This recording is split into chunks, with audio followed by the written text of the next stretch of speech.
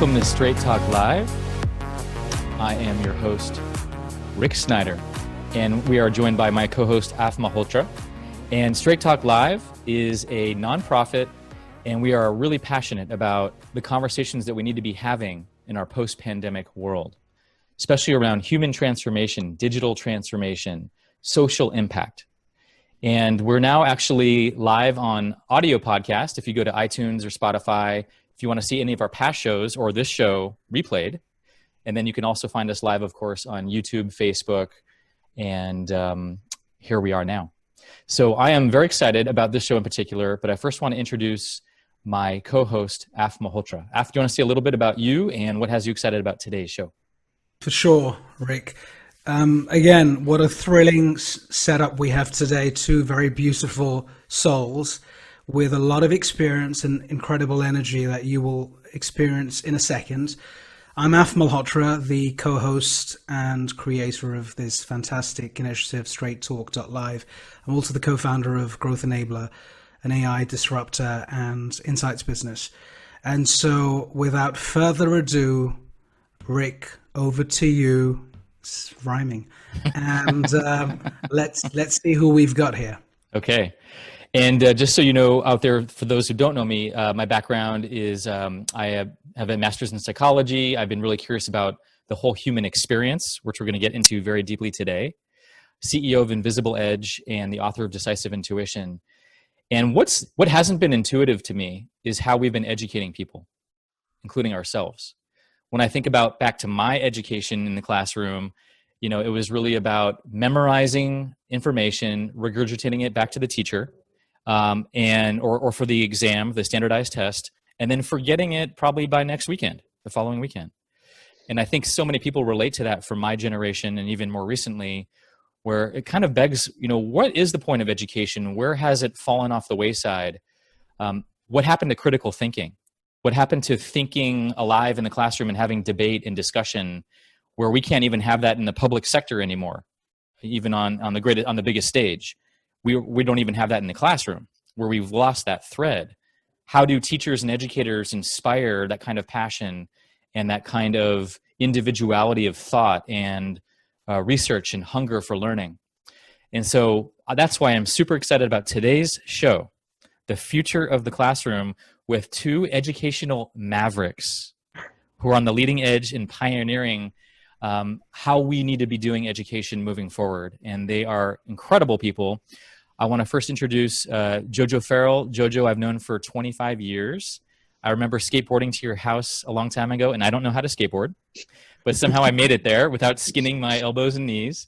And it began an amazing friendship and collegialship, and to see where you have grown in the educational space.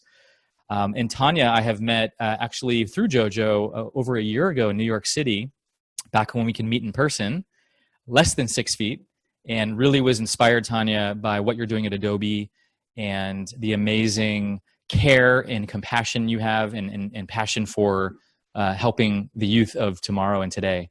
So why don't you both start with a little brief bio of who you are and a little bit of your background. How about Tanya, let's go with you first. Well, first of all, thank you so much for having me, Arvith and Rick. I really do appreciate the platform, and I'm extremely honored to be here. So thank you. And it is so lovely to have met you then. And it seems like years ago when it was really so little time. So I do work at Adobe. I work there as the, and my title is always a little bit of a mouthful, and I don't necessarily know if I love it but it's education evangelist. Which basically means my job at Adobe is I'm the voice of educators at Adobe, both internally and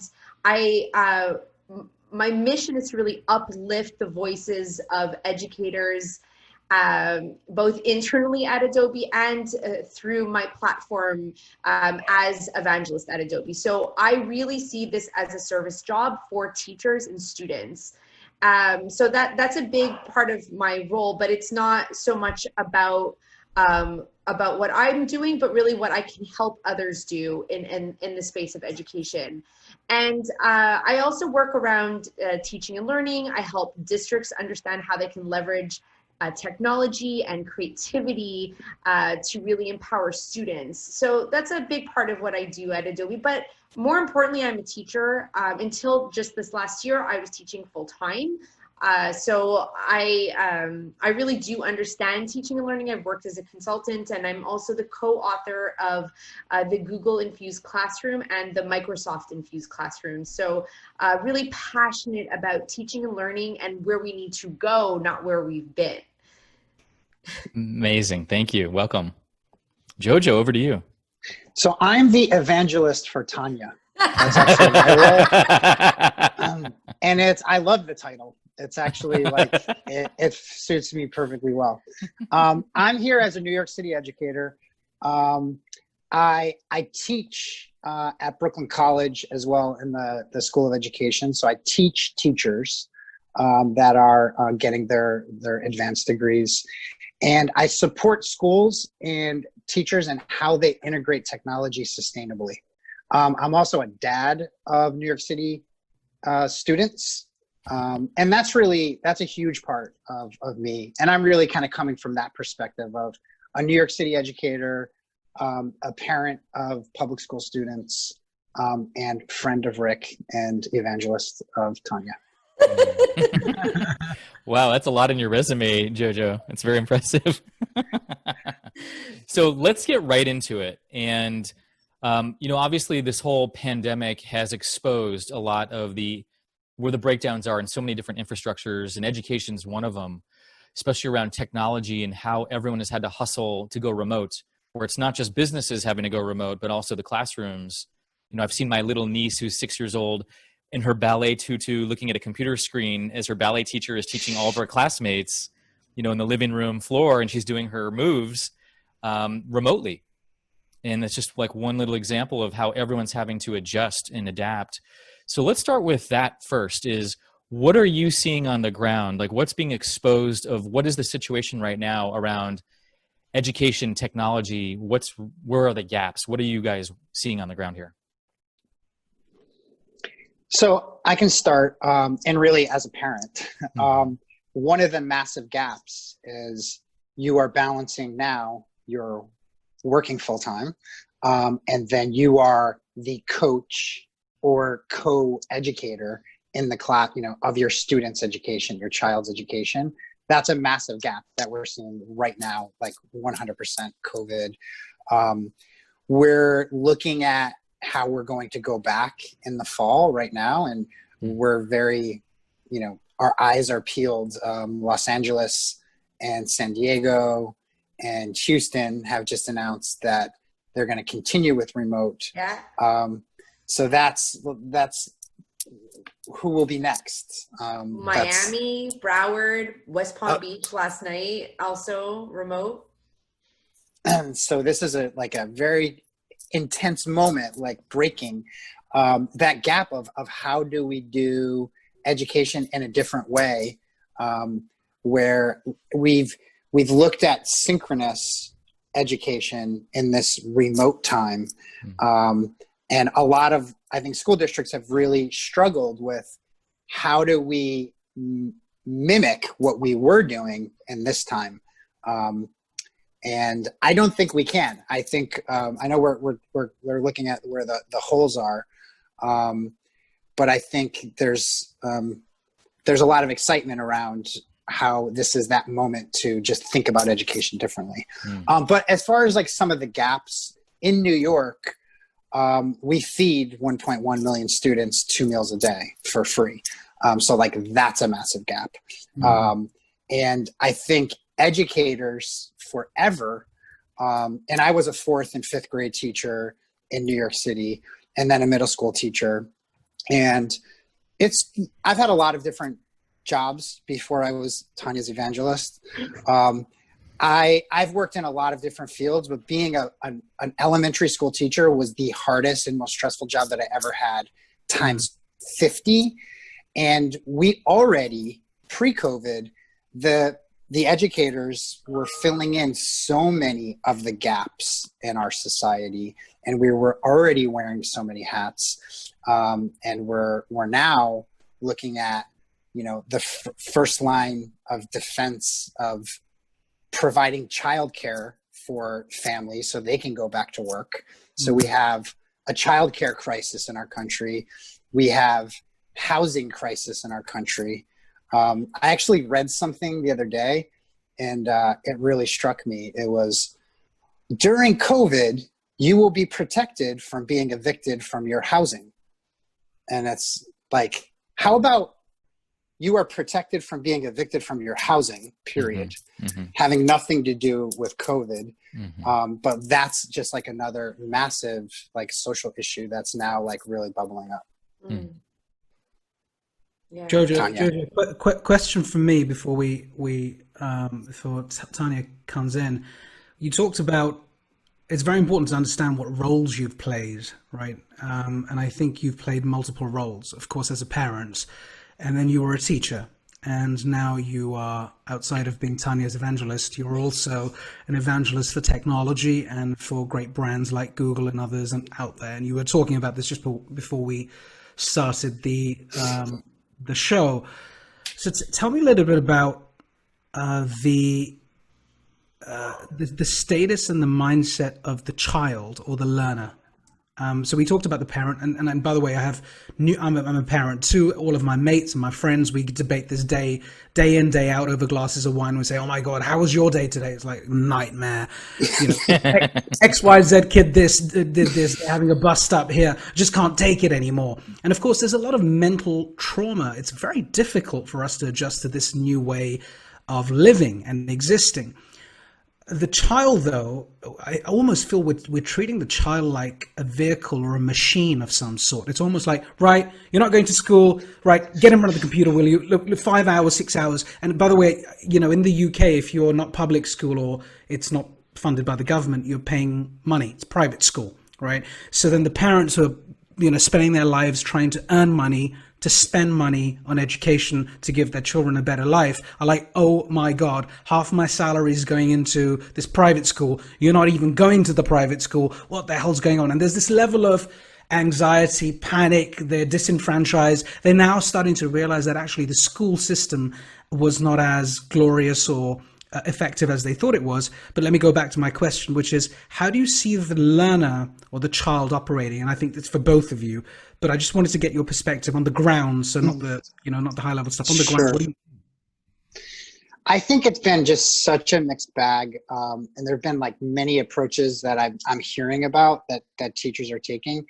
In the best case, what I'm hearing is students are set up to, it's this, you know, the things that Tanya has been like evangelizing, and before this role, the flipped classroom, the blended learning, the, you know, individualized education, the project-based learning.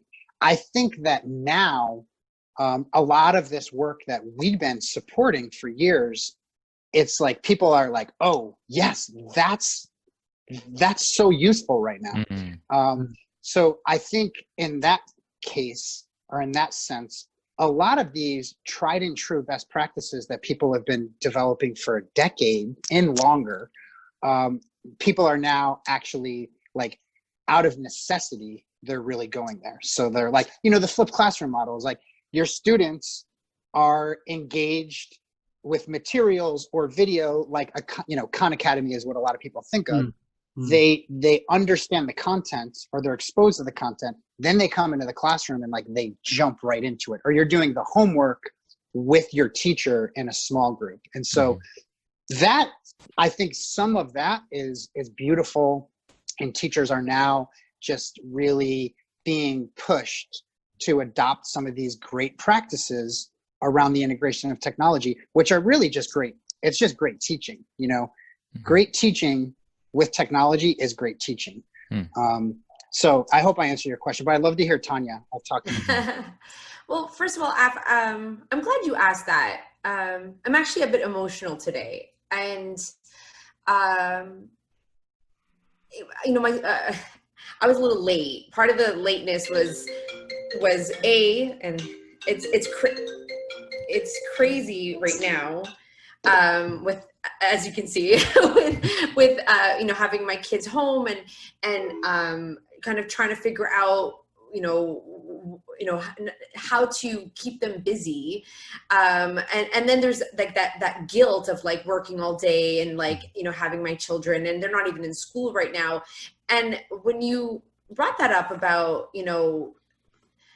how we look at our children as these like vehicles, it really struck a chord, because I think very often we, and I live in Florida, okay, and I'm kind of following the news right now, and I'm following what's going on and what people are saying about like just open the schools, the kids have to be in school, and then I wonder like how much of that is really like taking into account like what is going to be best for our kids in this situation. Like, and it's a tricky situation because it's not the same for everyone. Like it's so hard. There's no like right answer right now, because every child that's coming to us has a different story. Every family is in a unique, and we don't know what's going on in their homes. We don't know if they're working, if there's trauma. Like there's just so much that goes into play with this situation that like it's heavy, right? It's not an easy conversation. And in my head, I'm constantly fighting like with my thoughts of like, I think this, and then I think this, and I don't know how to feel anymore. I think that's what so many of us are kind of going through right now. But I do know this is true. This for as truth, unfortunately, is that ultimately, I was having a conversation just now with a teacher that lives in my area, and she's a public school teacher. And the board last night, and I live in Palm Beach County, they met until 12:30 at night. Their board meeting went obviously very late, and in the end they've kind of come to the conclusion that they're going to be in a remote environment for the beginning of the school year, but testing will still continue. Testing will still continue? What? Like, how then are teachers supposed to, I don't even have the words. So when we talk about what's best for kids, the testing is not what's best for kids. It never has been. First and foremost, it's not what's best for kids. The testing is not good for teachers. It doesn't help them see the individual student. And we're now going to have kids learning in a remote environment where we don't know what equity looks like. We don't know if they're taking care of their younger siblings, what access they have. They don't even have one-to-one, like in most of these districts. So like my heart literally goes into my throat, and I want to like throw up, because like, how is that fair for the kids? How is that fair for the kids? How is that going to be helpful when we're still putting these, and in my state, it's high stakes standardized testing. So then the teachers are penalized. Like, it's so wild that I feel like I'm in the twilight zone. Like, there's not like, so maybe that's going to be reevaluated. Maybe it's too early to tell. Maybe they're just saying that now and they're going to have to reevaluate. I want to like have the benefit of the doubt, but that's the first thing that pops in my head. Like, that system is set up for our kids to not be successful. How would you respond to like an administrator or someone higher up in the system who says something like, well, then how, Tanya, are we ever going to measure comprehension and performance and what have you if we don't have these testings? Those tests don't measure comprehension. They measure how well you take tests. So those are not accurate representations of student learning. To get accurate representations, you have to press record, not answer a 4-point multiple choice question. Like, you have to hear from your learners. So they weren't accurate to begin, and they are racist in the way that they're created. They're not equitable. Like, there are so many issues with the tests in the first place that, they're a lot more about money making and the test creators. And, like, we all kind of know this stuff, but like nothing ever gets changed. So like so like the reality is that those tests are not at all helpful for the learner. And so like I know that we're talking about COVID, and I know, but like what's happened now when you ask the first question, well, it's exposed on such a high level that like we're not even having that conversation yet, because we're still dealing with, you know, how are we going to get meals for, you know, millions of, like, we're not even talking about the fact that like, hello people, those tests, when we come back, we need to rethink this system because it was broken then, and now it's really exposed as broken. And do you see, a question on that, do you see technology and these great tech titans that you both are part of or have been part of, Google and Microsoft and Adobe and so on, who are great companies, do you see that as salvation? Do you see that as an augmented tool? They are tools that help amplify student learning. The salvation are the human beings that sacrifice their lives and dedicate their lives every single day. Those teachers that love those kids, that's what we need to invest in. Human capital, invest in their learning, invest in the schools, the resources that they have access to. The tools are the tools. They provide opportunities for students to make their thinking visible, for them to share their learning, for them to, for us to hear from our learners. Like when they're used effectively, doesn't mean they're always used effectively, provides them with a voice. But ultimately it's the human beings in those rooms that are going to be what's necessary, that we need to invest our time and energy and respect, because honestly, I, as a teacher, don't feel very respected right now with everything going on and the way that we're being told, just go and be your, you know, babysitter right now. You know, I just want to, go for it. On that note, so Tanya, this morning and yesterday morning, we led like these Google certified educator PDs that we've done for years.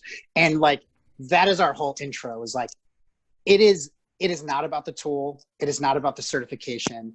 It is about, like, there are these platforms that help us, but it is very much on the back burner. So to just kind of answer that, like, it's great that the tech companies have absolutely been putting their attention towards education, but the best partners totally take the backseat to the educators, and the educators really like lead that.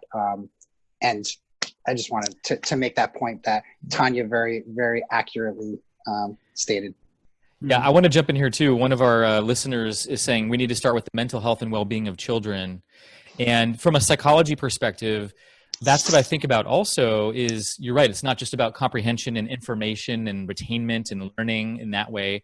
It's also about attachment, where how as an authority figure or a teacher are you giving secure attachment and psychological safety to the kids who might not feel that outside the classroom?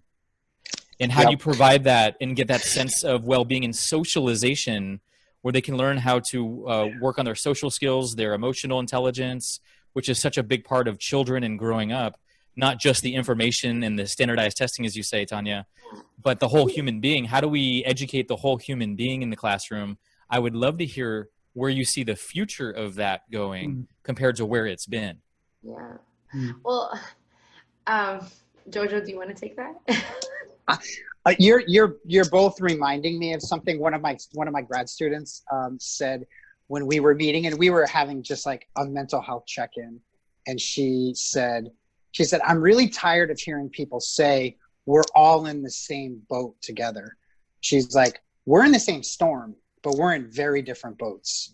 And that just like I was like, wow, like our kids are experiencing this in so many different ways.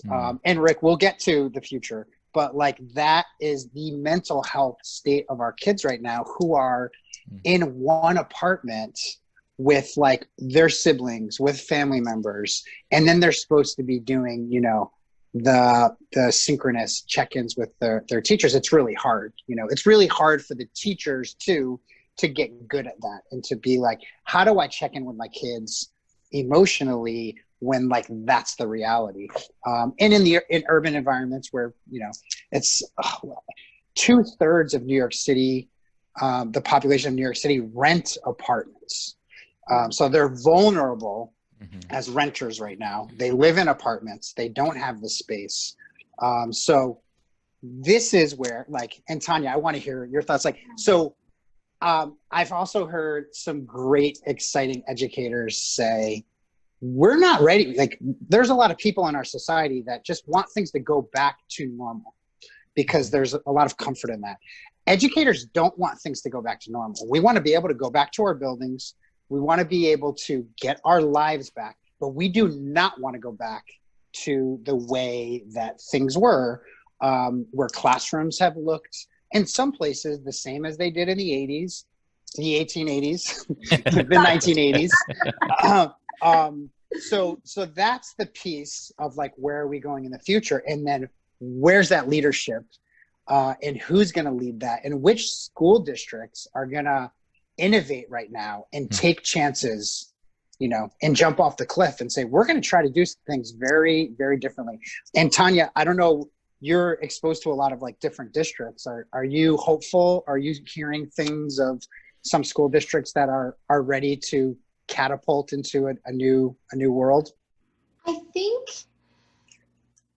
and I do work with a lot of different school districts, fairly large ones across the US. And I think right now school districts are really just trying to meet the immediate needs of their teachers and their students. I don't necessarily think, if I haven't spoken to any districts that are like, you know, all right, like, let's talk about 6 months or like a year from now. I think we're very much, including, you know, I think all of us are kind of in survival mode because we don't really know what, you know, you hear about numbers. And that's why I said, like, I go back and forth. Like, I think about, like, I feel like, okay, no, we shouldn't open, but I think it really depends on, like, where the numbers are. I don't think it's a one size fits all. I think, you know, we really need to look at individual, you know, even within large school districts, look at individual potentially areas. Like, I don't have the answer. The reality is we're all, and including the districts,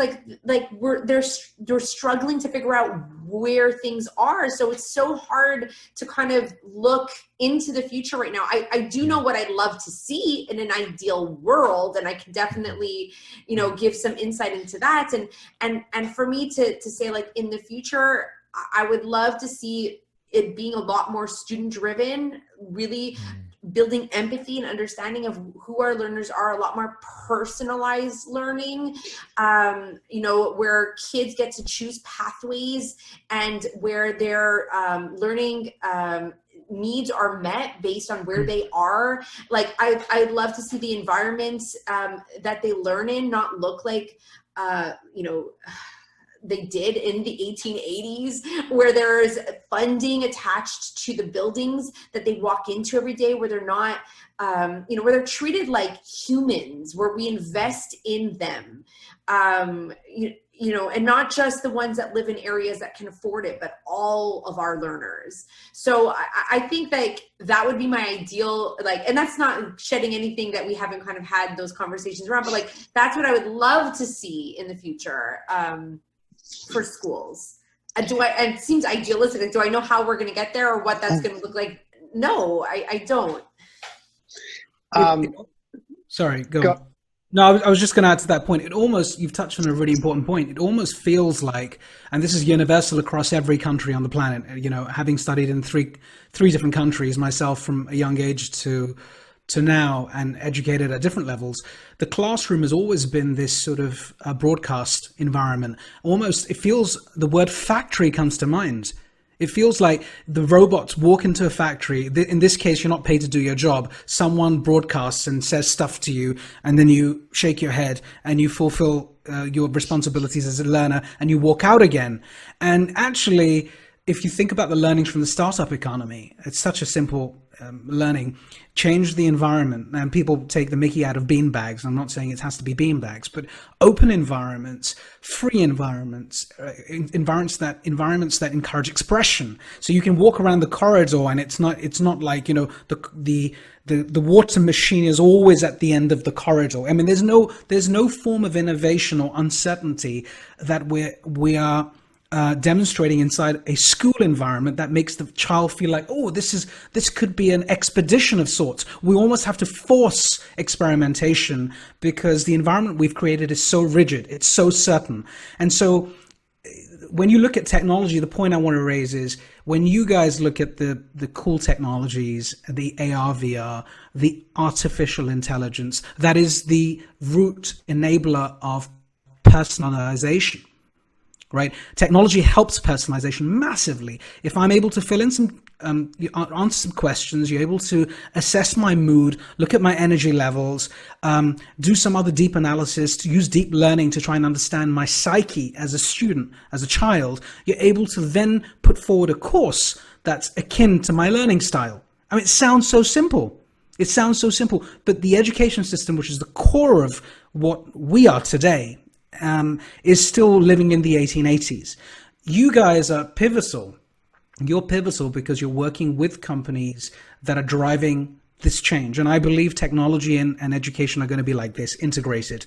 I do believe, Microsoft and the local school or the NYC district or Google or Adobe or Facebook and all of these companies with flushed with cash have to go work with the education system, right? It's going to happen. And it's not because they want to, I guess they have to. And with that in mind, a lot of people, a lot of listeners, a lot of parents, a lot of educators, a comment has come in which talks to what you both have touched on, which is the pandemic. Julie Shah said the pandemic has really shown how severe poverty is. Several kids using a mobile to access learning from home, right?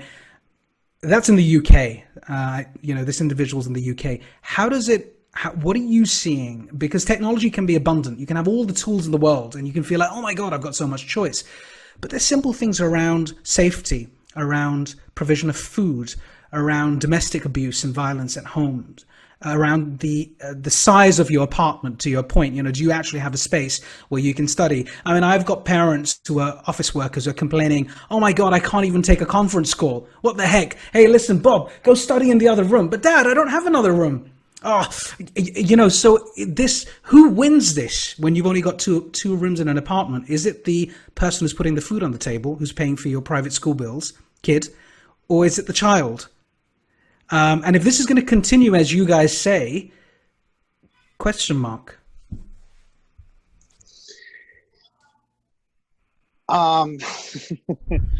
What the one thing you just had me thinking right there, in these remote times, it's not only education that needs to change, it is what does it look like for adults working?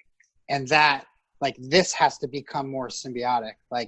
You need to not be expected that you're working an 8 to 6 day where you're getting on conference calls all the time and you're going to have this sacred quiet space. That is not realistic for parents and families. I don't know. You said a lot there. There's a quote that I like to use, is that technology will not replace educators, but educators that use technology will replace the ones that don't. And I do believe that. But really, the more it's the human interaction and the teacher, the role of the teacher is changing. It's not the teacher, the teacher as coach. There's a lot to this. The teacher is really in the back of the room, orchestrating this dance where they're working with some kids. And then, some other students could be over here in a pod working on a project. There could be some technology in there.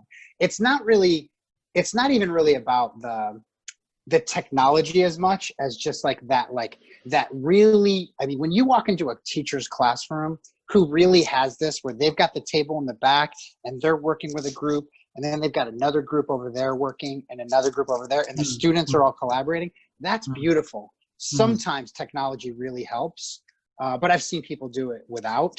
And that's just great teaching. That's those teachers, Tanya. That's beautiful. They're artists. It is. It's the kids know what to do. They know how to get their pencil and go to the bathroom. Because when you start out as a teacher and technology doesn't necessarily, that's what destroys you. Is how do you just have the students know what they're doing? They know how to interact with each other, and you have a smaller role. You're not just like up there in front. I'm kind of going off on a tangent. The technology really helps. Like differentiated instruction, that was like the big buzz when I came into New York City. And that was like, how do you, as a fourth grade teacher, have 4 different levels and you're meeting all these kids' needs? The integration of technology has saved me and my ability to be able to do that. But it's not, it's not everything. It's very hopeful. I think there's a lot of concern around the Microsoft, the Facebook, the Google, and where they're coming into education. They can be great partners. I work with them as partners. But there are teachers who are very concerned of like, ultimately, what is that influence? Will it be an oversized influence, or will, the teachers be at the table? And there's also a fear more technology means more monitoring. Definitely. Right. For sure. We're hearing a lot of that right now. Of like, oh, well, you can see what I'm doing, and some of it's is so just. I'll just say, Adobe, we don't see anything. I can tell you that for sure, because I have 0 data, which is fine. I'm happy for that. But like when it is set up through, COPA and FERPA compliance, and like when things are at code, so to speak, like there is oversight if it's done properly. And I can guarantee you that, like, I cannot get any information. So what I see in here to the way that I interpreted that question was where it's like, well, then now the administrator can see what the teacher's doing, right, and have that kind of oversight in a way that just makes people nervous. Right. Yeah. JoJo, you had mentioned something to me a while ago that, and I won't name the company, but that certain companies will put out their software for kids to play with.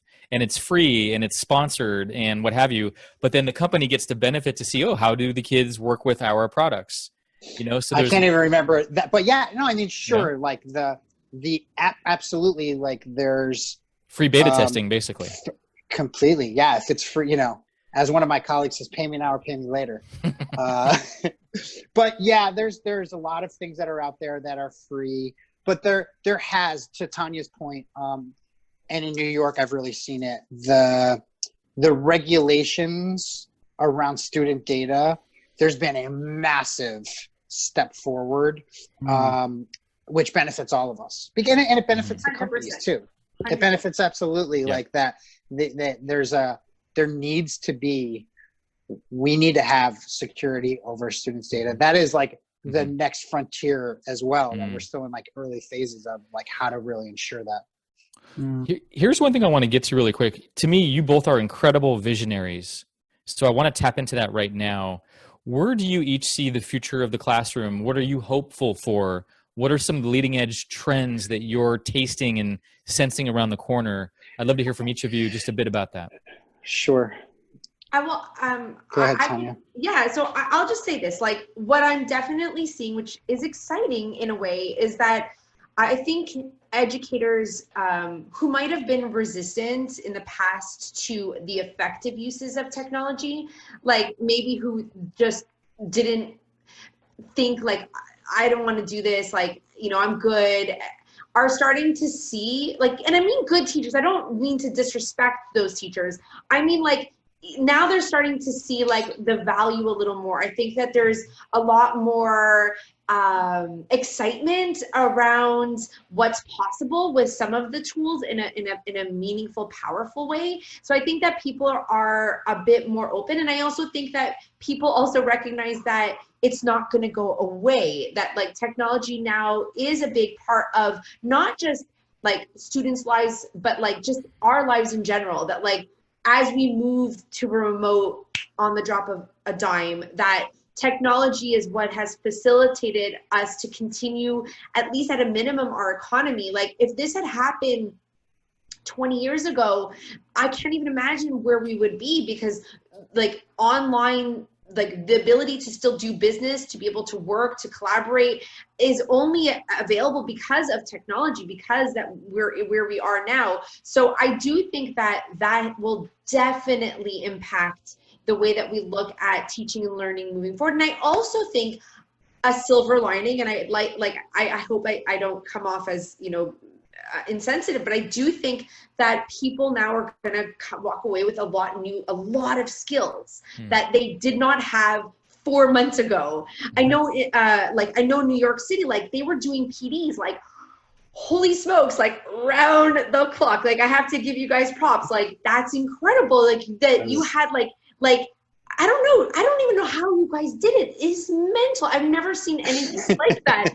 And I'm not just saying that because JoJo's here. Like it's really impressive. It was mental. Machine, go and like how it was just like overnight. Like and school districts like these teachers. I want to cry. Like our educators, like for the most part, like teachers really care about their kids. Like they really want to advocate and do what's best for kids. And so like people like working from home, teaching remotely, learning new skills, having to not just like reimagine like your class, but like your curriculum, the way you teach, like everything overnight and manage like a crisis. It's not easy.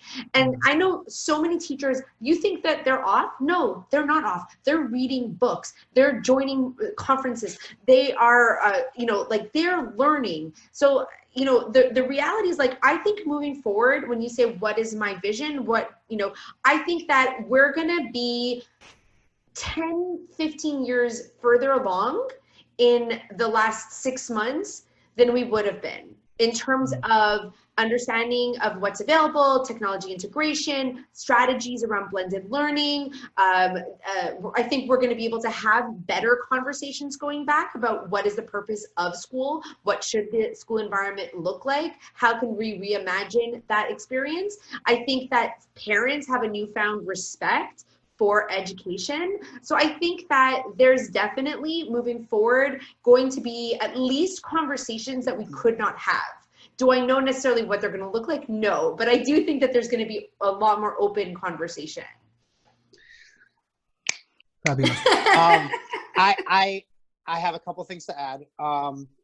For one, I'll tell you what, having grown up in the Northeast, I'll tell you what students and teachers are really afraid of is no more snow days.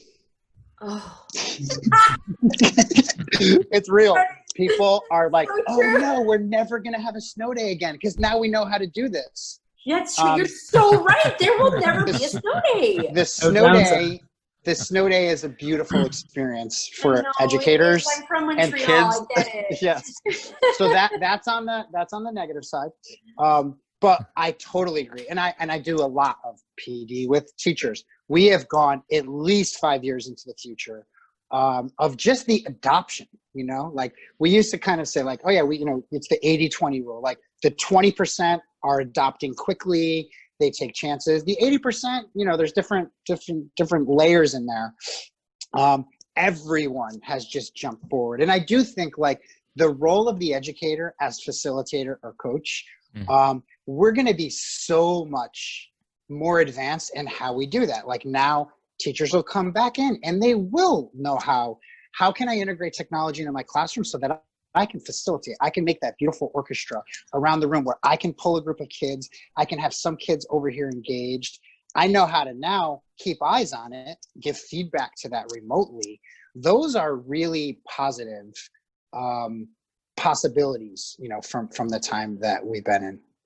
I want to make one really quick connection here because I'm more in the business space myself, and I'm in a way training and coaching a lot of leaders and managers. But you're helping me see a thread that I never really connected before, that whether it is teacher as coach and facilitator, or a manager as coach and facilitator, or leader as coach and facilitator, that is really the skill set that I'm seeing come to the foreground in a way that I never really saw before as a whole movement around what does it mean to be people leaders? What does it mean to lead people? What does it mean to facilitate growth, right? And facilitate intrinsic motivation and get them to rise to their best self. And I'm just seeing how that is really becoming embraced in the business. And now I'm hearing educational space as really that new paradigm where just directing information or just directing activities or outcomes is nowhere near alive or enough. It's not relational. And that there's another hunger around connection and integration and relationship that's really being asked for in these different spaces right now. And one thing that I've seen also that's positive, it was hard for us to get people to join like a remote professional learning opportunity, like remote PD. And now that's over. And I'm really curious, like when, and I can't wait until we can go back into some parts of the life, so many parts of the life that we're missing right now. But I'm really hopeful that learning will continue to happen remotely, and people will engage in that way, and that will be great for our kids and for our educators if we can keep that alive. I had two points. One was related to the fact that this is seismic change. We're talking about seismic change in a system. Outside of the individual participants and actors here that we've referred to, we need to drive change across the entire system, top down, bottom up, right? Okay. One very controversial point I want to raise and get your feedback on is salaries. And for a long time, since I remember, educators and teachers in schools are paid crap money. And it tells you how you respect education, right? But the businessman or the commodities trader is paid shitloads more. And so technology, no technology, the world before or after COVID, one of the biggest changes I think we need to make is that we need to recognize that educators of our children, we pay tons of money for private school or whatever it may be. And as parents, if we're appreciating the value of education, and one of you referred to that point earlier on, then there are two parts of this question. First is, do you accept that, and I don't know if this is the case in the US, that salaries and compensation and the way we look after and recognize our educators is rubbish, it's crap, it's bollocks in the UK, as they say.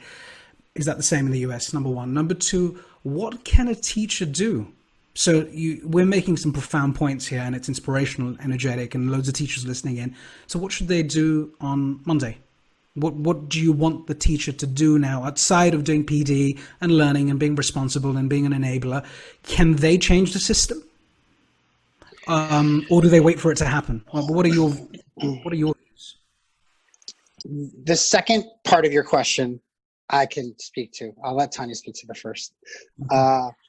But like, what can teachers do? Like, what I get excited about and what I get hopeful about is when I see teachers that have agency, they have ownership of their profession.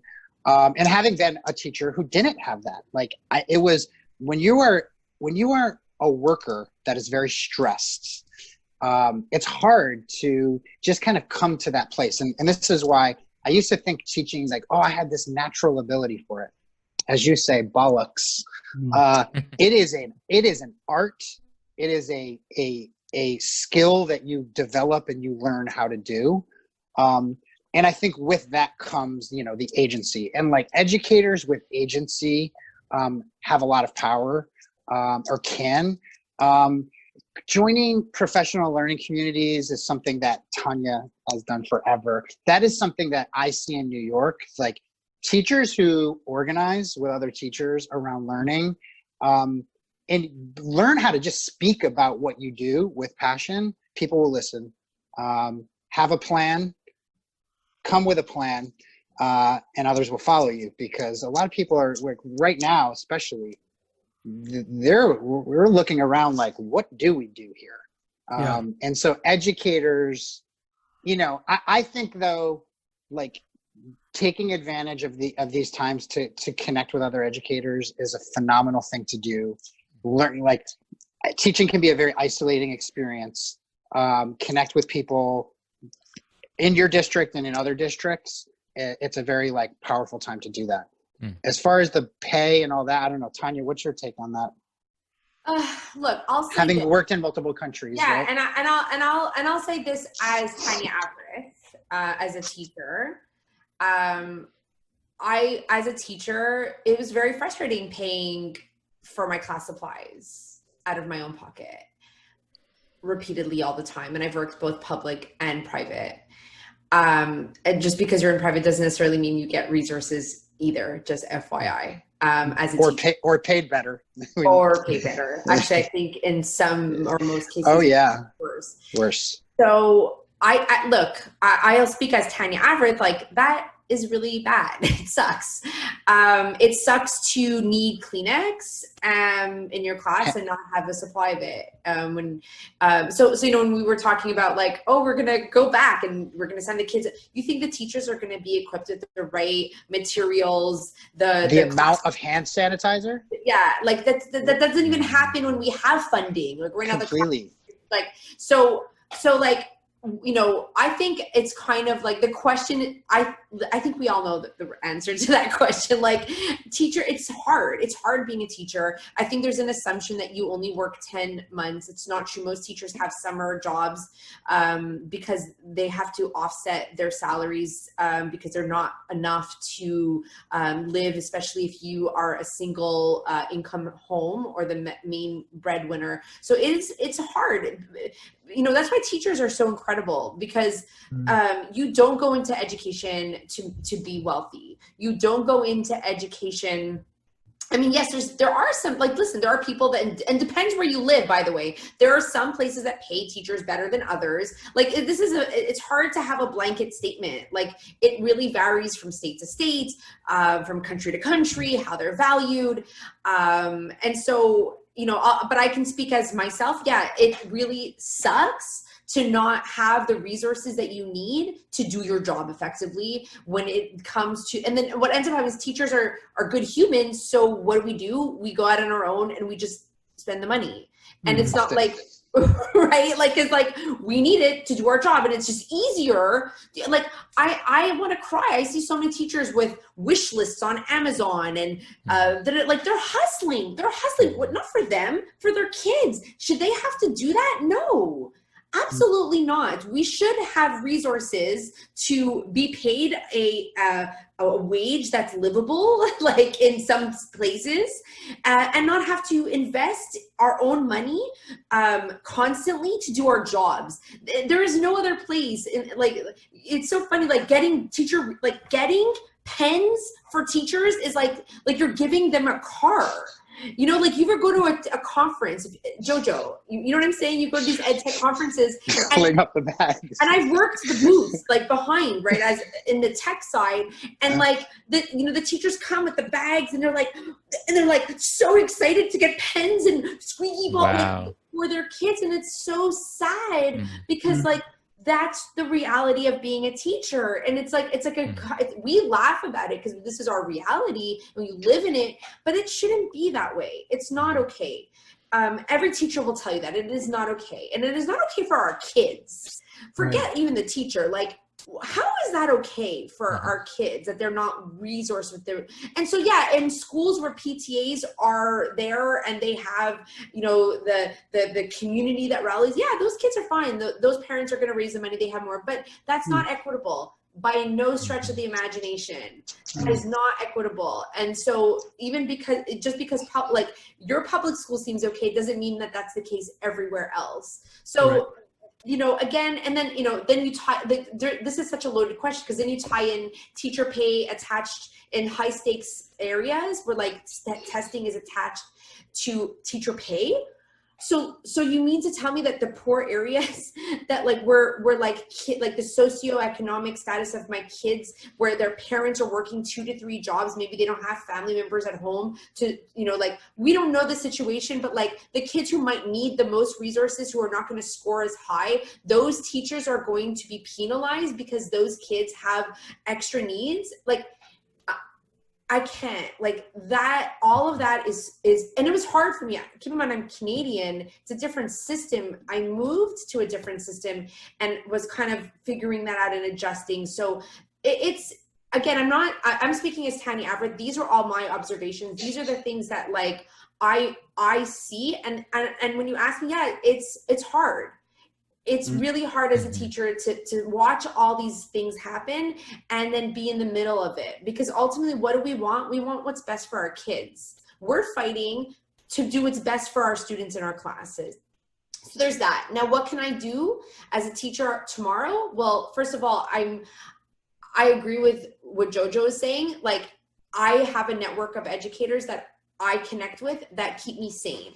On social media, I join, I join groups, like, you know, I'm a Apple Distinguished Educator, I'm a Google Innovator. Like, all of those things are not because like I wanted to have a badge. It was because I wanted to be part of a community of educators that were as excited about teaching and learning as me.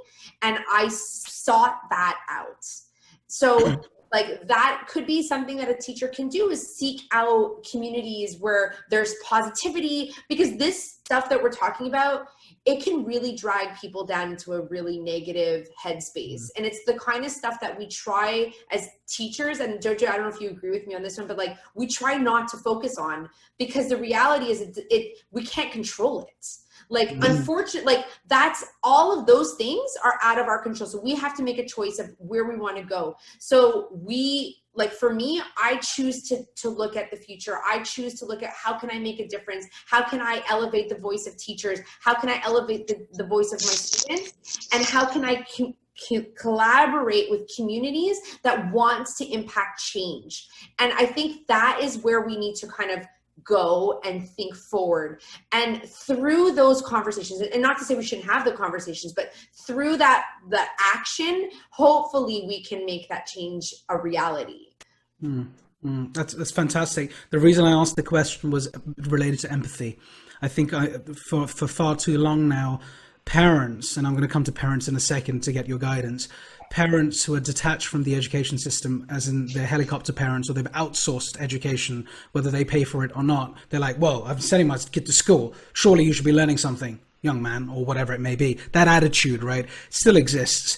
And I think if you don't have an educator amongst your family or your friends, you can't relate to this. So we're taking it for granted because we're in the zone where we've got tribes that we're connected to, and we're in education. But actually, a lot of people are not in education, don't get it. And I asked you the question because empathy is terribly important. Because if you can't understand what a teacher is going through and trying to hoard pens at an event and merchandise and spend the little bit of money that they've got in disposable income to buy mugs or whatever it may be, because they want their kids and their students to have the best opportunities, like a parent would, that stuff gets missed and lost in translation, unfortunately, right? That's your dog barking, which is great. This is human stuff. My other question to you both is about parents. What advice would you give to parents at this point? What are you learning from the ground up? What are the good practices? What should parents do now? So I have some thoughts as a parent and as an educator. It's challenging too, because I go both places where I'm like, I'll be that like demanding parent, and I'm like, wait, be patient. I do think that parents and families getting involved in their schools, period, is just like a beautiful thing. Like, get involved, go in there. If you have access to contacts, to privilege, to interesting people, be proactive and like bring that into the classroom. And teachers, great teachers, will be very proactive about that. Some teachers, and I remember being one of them, it's like, whoa, this is my space here. Like, am I ready to open it up? But like, ask your teachers, ask your kids' teachers, like, how can I support you? And keep that like open. You know, there's so many different ways for that. That's my first thought is like, teachers will benefit by having better relationships with families. And also, it's very demanding. Like, I remember, when you do, like, having the time to connect with families is so hard to like juggle and balance. So be patient, be proactive with them, ask them what they need and how you can support them. I think you'll be like off to a good start. That's one thought, but I know we don't have a lot of time. Tanya, I'd love to hear, what do you advise? So, and I apologize if my dog's still barking in the back. I will say this. I think that you have to, and as you said, have empathy for the whole situation. If you have a high school student, keep in mind that the teacher that is teaching your child probably has like about 125 students. And that's the reality of like middle school and high school. I definitely out here, So keep in mind, like, they're going to be doing the best they can. They're learning so much all at once. I think that there's this assumption like, oh, like they're just going to like, they just assign, and they like, it's so complex when you're designing blended effective learning. There's so much that has to go into it. There's a lot of learning that they're doing simultaneously, and they're also being told from their bosses 100 different things. So like it's hard. It's not easy. And I think also as a parent, I think it's really important to recognize that like you're like, do the best that you can. Like, keep your kids emotionally stable. Like, I think that we should be focusing a lot more now on like the experience of our child now as being not one that was super scary and stressful, but one that was as normal as we can make it. I'm speaking as a parent. I don't focus so much on hammering in the learning now. I think that like for my children, they'll be okay. And I try to focus on that. I think that's kind of where I'm at in terms of the as Tanya Avrith, I can speak to that advice. That's great. Thank you both so much for your passionate insights, your experience. We do have to be winding up here, but how can people find out more about each of you if they want to learn more about the different things that you guys are blazing, the different trails you're blazing out there? Where can they tune into each of you? Twitter's probably the easiest. Mm-hmm. So find JoJo Farrell on Twitter. Yeah. At Farrell JoJo, FARRJO, capital JO. So 2 capital J's in there. Okay. And Tanya, how can people find out about you? So you can either reach me on Twitter at Tanya Avrith. It's probably the quickest and easiest way to connect.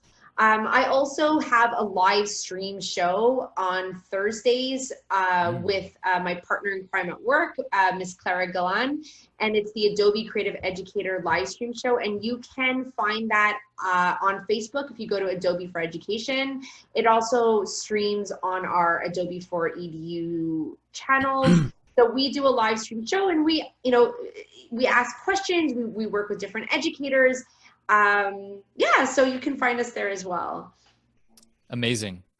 And I just want to let everyone know out there, next week we're going to be getting into with a very special guest, Arun Kumar, who's the chairman and CEO of KPMG India. Is the game over for globalization? And this is an interesting conversation around COVID as well, around globalization versus localization and that tension between the two. So we're going to go into that very deeply next time. But I want to say thank you both, JoJo and Tanya, on behalf of me and Af. We are both evangelists of the two of you for sure moving forward. And thank you for the great work you're doing out there for the world and the communities that you touch. And any ways that we can continue to support you at Straight Talk Live, please let us know.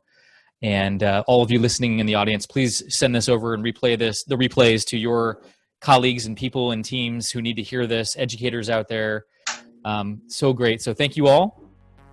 Have a wonderful rest of your day. And thank you so much. Till next time. Great talking to you all. Energized and enchanted. Love you all. Straight Talk Live.